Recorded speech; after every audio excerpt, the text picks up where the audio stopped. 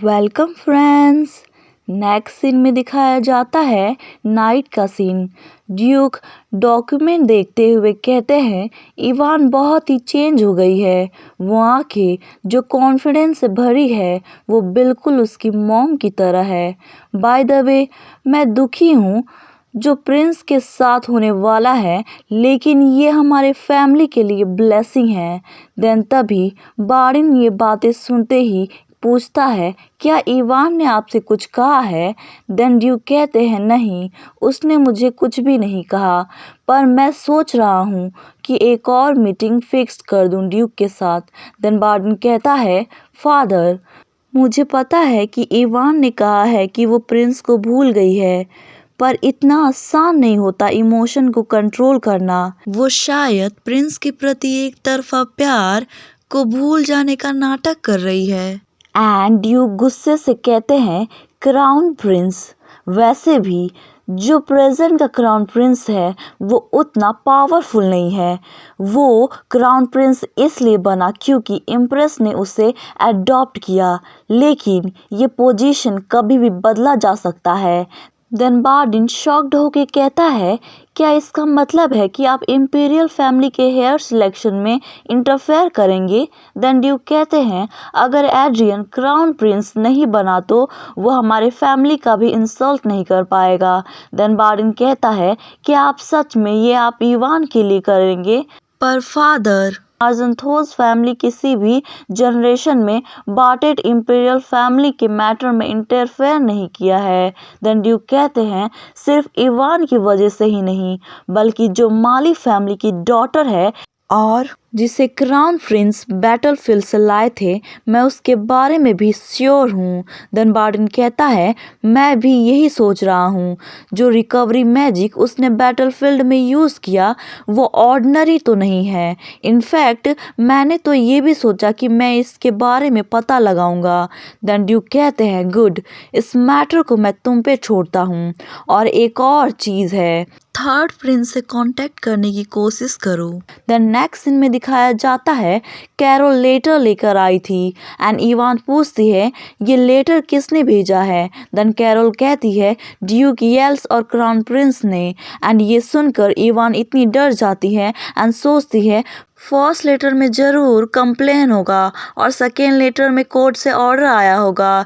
ज़रूर ड्यूक येल्स गुस्से में होंगे, उनके पिछले डेट के कारण वो 20 मिलियन वापस मांगेंगे। और क्राउन प्रिंस के लेटर में यही लिखा होगा कि वो प्रिंसेस इवान के पापों के बारे में खुलासा करेंगे। देन कैरोल कहती है ऐसी बात नहीं होगी प्रिंसेस। देन इवान कहती है तुम मुझे फर्स्ट लेटर दो एंड सोचती है क्या हो अगर ये सच में एक कंप्लेन निकला तो। नहीं, अगर आप आरोप भी लगाए तो तभी मैं ब्रेसलेट नहीं लौटाऊंगी। देन उस लेटर को पढ़ती है, उसमें लिखा था डियर इवान, तुम उस दिन बहुत ही खूबसूरत लग रही थी। इनफैक्ट मुझे ये स्वीकार करना होगा कि मुझे उस दिन बहुत ही मज़ा आया।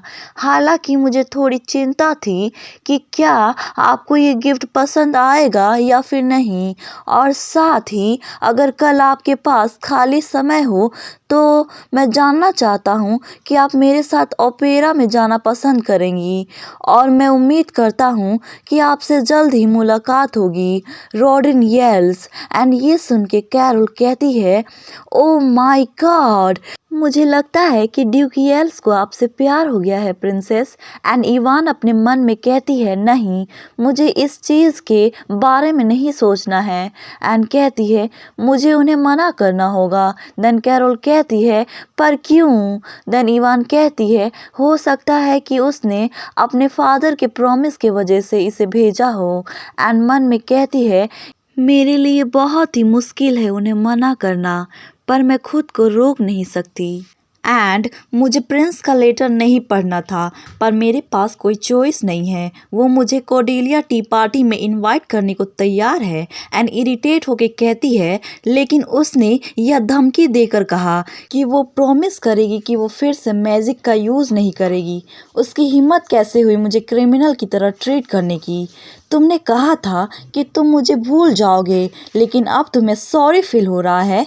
सच में तुम एक कचरे का ढेर हो। मुझे इस लेटर का जवाब देना है कैरोल, जल्दी से पेपर लेके आओ। द नेक्स्ट सीन में दिखाया जाता है कॉर्डेलियास टी पार्टी का सीन। वहाँ पर जो नोबल गेस्ट आए थे वो सब कह रहे थे वाओ ये सच में ग्रीन पैलेस है, ये नाम लायक है। एंड दूसरे गेस्ट कहते हैं हाँ बिल्कुल, यहाँ पर जो समर सीजन के फ्लावर्स हैं वो वाइब्रेट और कलरफुल हैं। एंड क्राउन प्रिंस सोच रहा था कि मुझे लगता है कि वो सच में नहीं आने वाली है। वो प्रिंसेस जिसे इनविटेशन भेजा गया कि मैं जहाँ हूँ वो वहाँ उपस्थित हो सकती है, तो क्या सच में वो नहीं आने वाली है? नहीं, ऐसा नहीं हो सकता। कहीं वो मेरा अट्रैक्शन गेन करने के लिए तो ऐसा नहीं कर रही है। देन तभी कॉर्डेलिया कहती है your majesty and crown Prince कहता है एक्सक्यूज मी एंड कहता है उस समय मैं खतरे में था तो कॉर्डेलिया ने मेरी जान बचाई, मैं उसके हीलिंग मैजिक के कारण बच पाया हूँ। और अदर नोबल गेस्ट प्रिंसेस से कहते हैं हाँ मैंने भी सुना है कि आपके हीलिंग मैजिक ने इस बैटलफील्ड में एक बड़ी भूमिका निभाई थी। कुछ लेडी कहती हैं हाँ मैंने भी यही सुना है कि प्रिंसेस को इस तरह के मैजिक में महारत हासिल है। एंड दूसरी लेडी कहती है बेशक, क्योंकि वो मेयर फैमिली की सदस्य है। एंड कॉर्डेलिया कहती है आपकी तारीफ के लिए धन्यवाद, लेकिन ये सब उस स्किल के बदौलत है जो मेरे पूर्वज ने मुझे दिया है। देन तभी एक पर्सन कहता है बाय द वे क्या आपने ये रूमर सुना है ड्यूक येल्स और डचेस आर्जनथोस के बीच ब्लाइंड डेट के बारे में? एंड दूसरे गेस्ट कहते हैं हाँ इनफैक्ट जो ड्यूक हैं वो अभी भी अपने घर पे हैं। एंड मैंने तो ये भी सुना कि जो प्रिंसेस है वो काफ़ी शांत रहती है ड्यूक के सामने। और मैंने तो ये भी सुना कि जो ड्यूक हैं वो काफ़ी ज़्यादा ग्रेट पर्सन है, मुझे उनसे मिलना है। एंड ये सब कॉर्डेलिया को सुनकर अच्छा नहीं लगता है। एंड वो बीच में बोलती है oh my god Markis Decelia and young Arland, आप दोनों की स्किन कितनी खूबसूरत है। एंड ये सुनकर वो दोनों कहती है क्या सच में इन दिनों हमने अपनी स्किन्स पे काफ़ी ध्यान दिया है। देन कॉर्डेलिया कहती है क्या आप मुझे भी इसके बारे में बता सकती हैं, लेकिन आपकी भी स्किन काफ़ी ज़्यादा ब्यूटीफुल है लेडी कॉर्डेलिया। नेक्स्ट सीन में हमारी इवान अपनी न्यू बिजनेस स्टार्ट करने जा रही थी एंड सोचती है मैंने इसके बारे में पहले भी सोचा, लेकिन ये सच में एक स्टाइलिश बिजनेस आइटम है। इसकी प्राइस सस्ती नहीं थी, इसलिए मैंने इसके भुगतान के लिए अपने फादर से पैसे उधार लिए। प्योर रोडिया, इसका ज़्यादातर यूज़ फीवर कम करने के लिए होता है। हालांकि ये कोई अच्छी मेडिसिन भी नहीं है, क्योंकि फीवर कम करने के लिए इससे अधिक इफ़ेक्टिव मेडिसिन भी मौजूद है। हालांकि इसका यूज़ करने का टाइम बहुत ही जल्द आने वाला है। एक ऐसा अजीब स्किन की बीमारी जो पूरे नोबल्स में फैल गया, और कॉर्डेलिया जो एक नाजायज संतान थी उसे नोबल्स का सपोर्ट नहीं मिला था। उसे उस बीमारी का इलाज ढूंढना था और अपनी पोजीशन में सुधार करनी थी, और इसका इलाज रोडिया नामक जड़ी बूटी थी, लेकिन उसने ये सब ऐसे ही दे दिया। हालांकि मैं तो ऐसा बिल्कुल नहीं करने वाली, क्योंकि मैं इवान हूँ, एक बुरी लड़की। अगर मैं इस नॉवल में आ ही गई हूँ तो क्या मुझे वो सारी इन्फॉर्मेशन के बारे में नहीं लिखना चाहिए जो मुझे पता है? देन उस इन्फॉर्मेशन का यूज़ करना चाहिए। आई एम सॉरी बट इस रोडिया का यूज़ मैं 20 मिलियन गोल्ड कॉइन अर्न करने के लिए करूँगी कॉर्डेलिया। देन तभी ड्राइवर कहता है प्रिंसेस हम नासिल में पहुँच गए हैं। एंड इवान सोचती है मैं इस जड़ी बूटी को वैसे ही बेच सकती हूँ जैसा ये है, लेकिन इसे ऊंचे दाम पर बेचने के लिए पैकेजिंग इम्पोर्टेंट है। मैं ये सोच रही हूँ कि लग्जरियस एटमॉस्फेयर में ऑफर किया जा सकता है, और इसका यूज़ डर्मेटाइटिस के इलाज के लिए भी किया जा सकता है। ये मानोल से बनाए गए नेचुरल कॉस्मेटिक होंगे। मैं आज एक स्टोर ढूंढूंगी, क्योंकि स्किन की बीमारी शुरू होने से पहले ही मुझे कॉस्मेटिक बिजनेस को स्टार्ट करना है। एंड उसका ध्यान पैलेस पे जाता है एंड इरिटेट होके कहती है अपने फ्रेंड के साथ टी पार्टी इंजॉय करो पूर कॉर्डेलिया, मैं काफ़ी ज़्यादा बिजी हूँ। एंड तभी उसकी आंखों में तेज हवा की वजह से धूल पड़ जाती है एंड आवाज़ आती है इवान। एंड इवान देखती है तो ये ड्यूक येल्स थे एंड पूछती है आप यहाँ क्या कर रहे हैं। एंड तभी सभी लोग गॉसिप करने लगते हैं, ओ वो तो ड्यूक येल्स हैं, ओ वो तो रूमर्स से भी ज़्यादा कूल है ना। देन तभी एक मैन कहता है वो तो दूर से कितना कूल दिख रहा है। एंड इवान कहती है हाँ बिल्कुल, वो इतना हैंडसम है कि मुझे एक स्पेशल ऑरा का फील कराता है। जब वो कुछ नहीं करता है तभी अट्रैक्टिव दिखता है और पता नहीं किस कारण से उसकी कोल्ड आईज भी मुझे बहुत ही ज़्यादा अट्रैक्टिव लग रही है। वाह कितना ज़्यादा वंडरफुल है कि मैं उससे नज़रें भी नहीं मिला सकती। देन ड्यूक येल्स कहते हैं इवान। देन इवान होश में आती है एंड कहती है आई एम सॉरी, आप क्या कह रहे थे।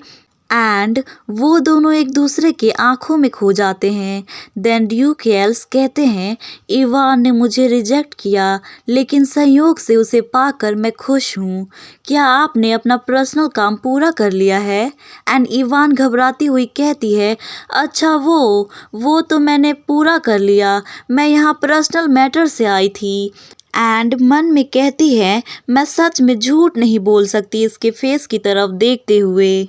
देन ड्यूक येल्स कहते हैं ये ग्रेट है, मैं भी आसपास के सराउंडिंग देखने का योजना बना रहा था, तो अगर आपको कोई प्रॉब्लम ना हो तो क्या मैं आपके साथ शामिल हो सकता हूँ इवान।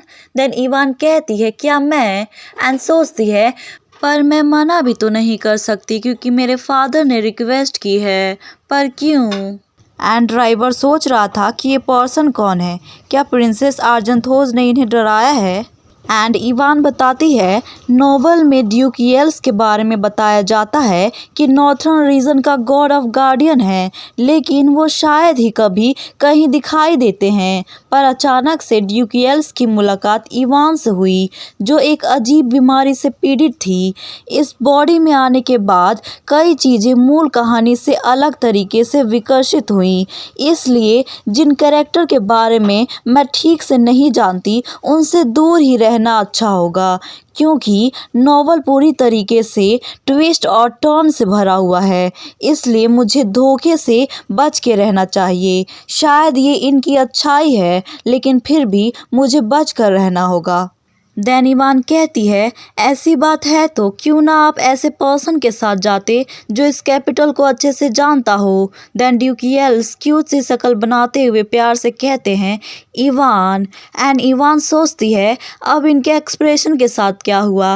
एंड ड्यूक अपनी कदम इवान की तरफ बढ़ाते हुए कहते हैं ये एक बहाना था क्योंकि मैं इवान के साथ रहना चाहता हूँ, और क्या आप ऐसा प्रिटेंड कर सकती हैं कि आप नहीं जानती हैं। एंड ड्यूक की ये बातें सुनकर हमारे इवान का दिल बाहर आ जाता है एंड ड्राइवर भी इम्प्रेस हो जाता है एंड कहता है oh my God Duke. And Ivan की तरफ देखते हुए सोचता है प्रिंसेस कितनी बुरी हैं। एंड नेक्स्ट सीन में दिखाया जाता है ड्यूक येल्स एंड इवान एक साथ जा रहे थे एंड इवान सोचती है कुछ ऐसी परिस्थिति आ गई थी जिसकी वजह से मुझे इनके साथ आना पड़ा। ड्यूक येल्स ड्राइवर को कहते हैं जाकर आराम करना चाहिए तुम्हें। एंड वो ड्राइवर हाँ बोल के वहाँ से भाग जाता है एंड इवान बेचारी उसे रोकती रह जाती है एंड इस तरीके से उसे ड्यूक के साथ आना पड़ता है एंड सोचती है अकेले जाना डेंजरस हो सकता था, इसलिए मैं इनके साथ आ गई। देन ड्यूक येल्स कहते हैं बाय द वे इवान आपके साथ पर्सनल गार्ड क्यों था, क्या कोई ट्रिक है। देन इवान कहती है ये इसलिए है क्योंकि दुनिया बहुत ही क्रूर है। एंड अब उसे रियलाइज़ होता है तो सोचती है ओ वेट, क्या इवान ऐसी वुमेन नहीं थी जिसके साथ कोई गार्ड नहीं था। देन कहती है बेशक मुझे कंपेनियन की अब्सेंस से कोई परेशानी नहीं है, लेकिन सावधान रहने में कोई नुकसान भी नहीं है। एंड ड्यूक स्माइल करते हैं एंड कोल्डली कहते हैं ऑफ कोर्स इस वर्ल्ड में बहुत सारे कचरे के ढेर पड़े हैं। एंड इवान डरते हुए सोचती है क्या ये मुझे बोल रहे हैं। देन टॉपिक को चेंज करती है एंड कहती है क्या आप श्योर हैं कि आपको कोई परेशानी नहीं होगी अगर मैं शॉपिंग जाऊं तो। देन ड्यूक येल्स बड़े प्यार से कहते हैं अच्छा तो इवान को शॉपिंग करना पसंद है और मैं इस पर विचार करूंगा। और इवान पुराने इवान के बुरे कामों के बारे में याद करती हुई सोचती है, नो वे, मुझे ऐसा क्यों लग रहा है कि जैसे मुझसे पूछताछ की जा रही है। एंड कहती है, ऐसा नहीं है, अब मैंने ये सब बंद कर दिया है, मुझे अब लग्जरी चीज़ें पसंद नहीं हैं। देन ड्यूक कहते हैं, तो क्या तुम्हें ज्वेलरी, ड्रेसेस, बैग, शूज़ और एक्सेसरीज पसंद नहीं है। देन इवान सोचती है, ये इतना टेंस क्यों दिख रहा है। देन ड्यूक येल्स उदास होकर कहते हैं, मुझे और अधिक रिसर्च करना चाहिए था आपको गिफ्ट देने से पहले। एंड इवान शॉक्ड होके कहती है, क्या। एंड सोचती है, ओ, उसने मुझे गिफ्ट के तौर पे मुझे मैजिक स्टोन ब्रेसलेट दिया, तो उस बारे में बात कर रहा है। एंड स्माइल करती है। देन ड्यूक येल्स कहते हैं, इवान। देन इवान कहती है, मुझे सच में आपका गिफ्ट बहुत ही पसंद आया, थैंक यू रोडनीन, मैं सच में बहुत ही ज़्यादा खुश हूँ उसे पाकर। एंड सोचती है, वो मैजिक स्टोन ब्रेसलेट मेरी मैजिक भूलने की बीमारी को ठीक करता है। एंड ड्यूक येल्स कहते हैं, मुझे ये जानकर खुशी हुई। एंड इवान सोचती है, अब मैं इस एक्सप्रेशन का मतलब क्या समझूं। और थोड़ी साइलेंस के बाद वो फिर से बहुत सारे क्वेश्चन पूछने लगते हैं जो मुझसे पहले कभी नहीं पूछी। ऐसा लग रहा था कि वो मेरे अंदर झांकने की कोशिश कर रहे हैं। बस यही नहीं रुके बल्कि मुझे कॉम्प्लीमेंट भी देने लगे। ड्यूक कहते हैं, इवान, तुम आज बहुत ही खूबसूरत लग रही हो। एंड इवान खुद को कहती है, शांत हो जाओ, बस एक छोटा सा कॉम्प्लीमेंट ही तो है, वरना बाद में चलकर पछताओगी। और अपनी हेड को दूसरी तरफ कर लेती है और फिर उनकी तरफ देखते हुए कहती है, रॉडनीन, आप भी बहुत ही हैंडसम लग रहे हैं। देन तभी एक लेडी कहती है, ड्यूक येल्स, ओह माय गॉड, क्या आप सच में ड्यूक येल्स हैं। आप कैसे हैं। मैं विस्काउंटेंट फ्रांसिया हूँ और ये मेरी डॉटर है। देन ड्यूक कहते हैं, ऑफ कोर्स, मुझे उनसे खुशी हुई मिलकर, हालांकि मुझे अब जाना होगा। देन विस्काउंटेंस कहती है, आई एम सॉरी, आप बिजी थे तो हमने आपको परेशान किया, हम फिर मिलेंगे। एंड इवान सोचती है, क्या अभी इसने उन्हें रिजेक्ट कर दिया, पर मैंने सोचा था कि ये सब के साथ नाइस रहता है। देन ड्यूक येल्स कहते हैं, क्या मैंने कुछ ज़्यादा ही क्वेश्चन पूछ लिया आपसे, मुझे माफ़ करें, मैं प्रॉमिस करता हूँ कि आगे से ऐसा नहीं करूँगा, मैं बस इवान के बारे में काफ़ी क्यूरियस हो रहा हूँ। एंड इवान सोचती है, ये पर्सन सच में, ओ वेट, ऐसा तो बिल्कुल नहीं है, ये पर्सन पजल की तरह है, जब से मिला है तब से पर्सनल क्वेश्चन पूछे जा रहा है और उन लेडीज़ को इग्नोर करके मुझे महत्व दिया। ऐसा लग रहा है कि कोई कारण है कि ड्यूक येल्स मेरे करीब आने की कोशिश कर रहे हैं। एंड बताती है, जो हिस्ट्री की क्लासेस बारबेट में हैं, मैंने उसमें एक ऑर्गेनाइजेशन के बारे में जाना। रीट एक सीक्रेट ऑर्गेनाइजेशन, ये एक खुफिया ऑर्गेनाइजेशन है जो ऐसे मामलों की गुप्त रूप से जांच करती है जिन्हें ऑफिशियल तौर पर संबोधित नहीं किया जा सकता। ऐसा कहा जाता है कि इस ऑर्गेनाइजेशन का देश की स्थापना में योगदान देने वाले 4 फैमिलीज में से एक फैमिली के साथ क्लोज कनेक्शन है। हालांकि ये एक गुप्त ऑर्गेनाइजेशन है, कोई नहीं जानता कि ये वास्तव में क्या है, लेकिन येल्स फैमिली अपनी अधिक इंटेलिजेंट के लिए जानी जाती है। तो इससे बहुत सी बातें स्पष्ट हो रही हैं। देन ड्यूक येल्स कहते हैं, इवान। एंड इवान अपनी ही दुनिया में खोई हुई थी। सोचती है, क्या पता शायद प्रिंस ने ड्यूक येल्स को मेरे बारे में इन्वेस्टिगेट करने के लिए कहा हो। देन तभी ड्यूक येल्स अपनी हाथों से अपने करीब खींचते हुए कहते हैं, इवान, चलते हुए आगे की तरफ जरूर देखें, आप उस ट्री से टकराने वाली थी। एंड इवान सोचती है, मुझे पता है, इस तरीके का व्यवहार मुझे आप पर शक कम करने के लिए एक प्रयास है। एंड ड्यूक येल्स से कहती है, थैंक्स, मैं आगे से सावधान रहूँगी। एंड मन में सोचती है, मैं इस अवसर पर ये साबित करूँगी कि मैं किसी के लिए खतरा नहीं हूँ। डोंट वरी, मैं बहुत ही जल्द आपका मिशन पूरा करवा दूंगी।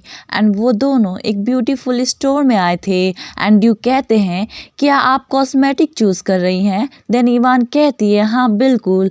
देन ड्यूक यल्स कहते हैं मुझे लगता है कि आप बिना मेकअप के भी काफ़ी ब्यूटीफुल लगती हैं। क्या आपको इसकी सच में ज़रूरत है? एंड इवान एम्बैरेस होके कहती है वास्तव में ज़्यादा नहीं। एंड मन में कहती है क्या कहना चाहते हैं कि ये बेफुजूल लग्जरी है? देन ड्यूकियल फिर से पूछते हैं क्या आप कुछ और ढूंढ रही हैं? देन इवान कहती है हाँ। एंड सोचती है ये स्टोर तो ब्राइट कलर मेकअप पर ही फोकस किया है, मुझे लगता है कि कहीं और जाना होगा। देन ड्यूक येल से कहती है ऐसा लग रहा है कि इस स्टोर पे वो चीज़ नहीं है जिसकी मैं तलाश कर रही हूँ, हमें दूसरे स्टोर पे जाना चाहिए। देन ड्यूक येल्स कहते हैं ठीक है। देन वो प्लेट नाम के स्टोर पे जाते हैं। देन स्टोर मैनेजर कहती है वेलकम प्रिंसेस आर्जेंथोस एंड ड्यूक येल्स, आपका हमारे स्टोर पर स्वागत है। एंड इवान सोचती है क्या वो हमें जानती है? ज़रूर यहाँ हाई सोसाइटी के मेंबर ही आते होंगे। और वाओ ये खुशबू, इसमें कोई संदेह नहीं है कि ये एक जड़ी बूटी की खुशबू है। क्या हम इस बार सही जगह पे आए हैं? देन इवान कहती है आपके प्रोडक्ट को देखकर ऐसा लग रहा है कि आपने आयरन का यूज़ किया है। देन स्टोर मैनेजर कहती है yes princess, thank you notice करने के लिए। देन इवान कहती है क्या तुम मुझे इसके बारे में और बता सकती हो? देन स्टोर मैनेजर कहती है ऑफ कोर्स प्रिंसेस। एंड उसके बारे में वो पूरी डिटेल से बताती है। एंड इवान सोचती है नो डाउट कि ये कॉस्मेटिक कितना अच्छा है और ओनर जो है वो काफ़ी प्राउड फील कर रही है।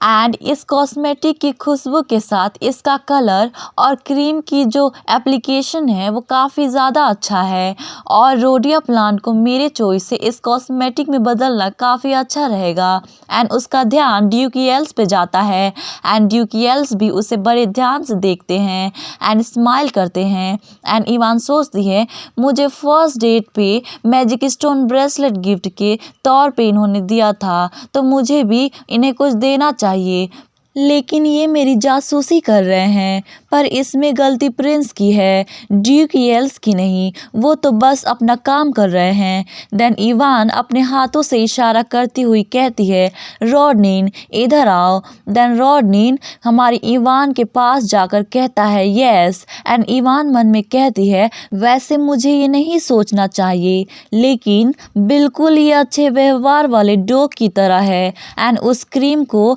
अपने फिंगर में ले लेती है एंड कहती है अपने हाथ दो मुझे। एंड ड्यूक घबराते हुए कहते हैं क्या? ओके।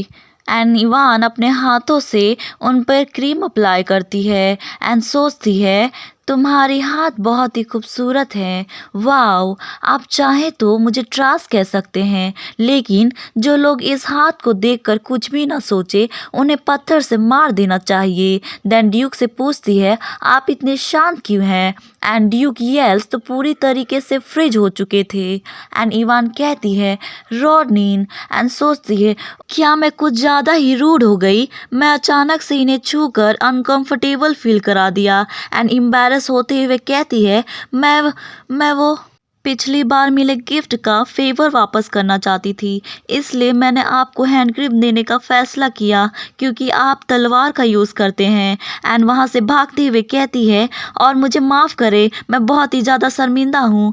एंड ड्यूक चिल्लाते हुए कहते हैं नो है रुक जाइए, मैं बहुत ही ज़्यादा तलवार चलाता हूँ तो मुझे लगता है कि अपनी हाथों का ख्याल रखना चाहिए। देन इवान कहती है तो क्या आप सच में कह रहे हैं? देन ड्यूक यल्स कहते हैं हाँ बिल्कुल। एंड दोनों हंसते हैं।